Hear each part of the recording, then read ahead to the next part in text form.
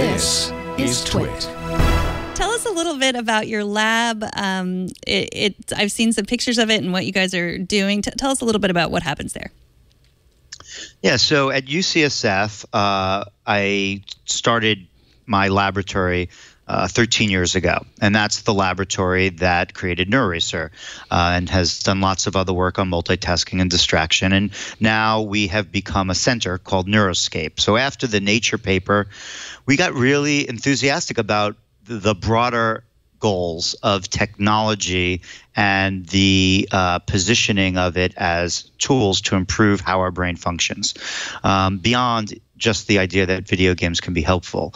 So the other technology that's related to it, so virtual reality and motion capture and physiological senses, augmented reality, artificial intelligence, machine learning algorithms, how do all of these technologies, many of which are being born right here, blocks away from where our lab is, so it's quite appropriate from a spatial perspective as well as a time perspective.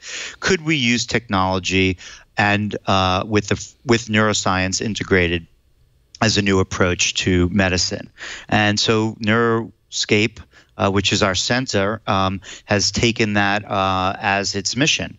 We have 5 programs that we engage in. We have faculty across them that lead those programs. The first one that I'll mention is our technology program. So from NeuroRacer as our start, we have become much more aggressive at being innovative and really trying to push the envelope on how technology can play a role here.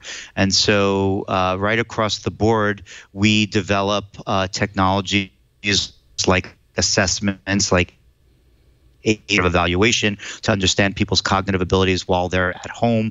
We have a technology called Body Brain Trainer, where we integrate physical and cognitive challenges to help improve your brain, both through physical fitness and cognitive fitness. We have a game called Engage, which is a mindfulness game to help improve sustained attention and delayed gratification in children and teenagers, we'll be testing very soon. We have a game called Rhythmicity, which is a rhythm training game we built with Mickey Hart from the Grateful Dead and Rob Garza from Thievery Corporation to try to understand how rhythm can help improve timing and anticipation in the brain to lead to benefits in cognition. We have a game called MetaTrain. I think people would be really interested in. It's a game built on the principles of concentrative meditation. It was co-developed with philanthropics from Zen mindfulness thought leader named Jack Kornfield. This is the first of those games that I just described to you that has data now. All the rest are in research studies, but the data shows that we can improve attention abilities in young people, 20 and 30-year-olds, that engage in MetaTrain practice for 6 weeks. So technology development is a big part of what Neuroscape does. We're essentially an incubator of sorts. I usually design the first pass technology, then we develop them. It takes us around 2 years for like each of those technologies you heard about. And then it takes us around 2 years to do research.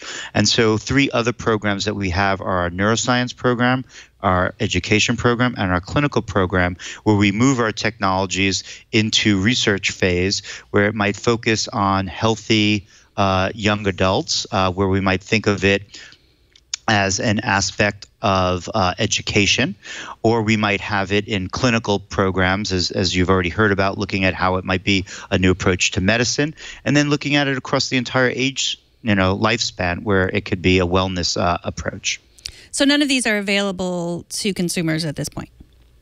No, all of these games are now in research studies, but as we gain data and publish papers like where we're up to with MetaTrain, they'll move out of the lab either to Akili or another company. They all have patents associated with them to help protect that the ideas behind them and make them attractive for companies to bring them to the next level.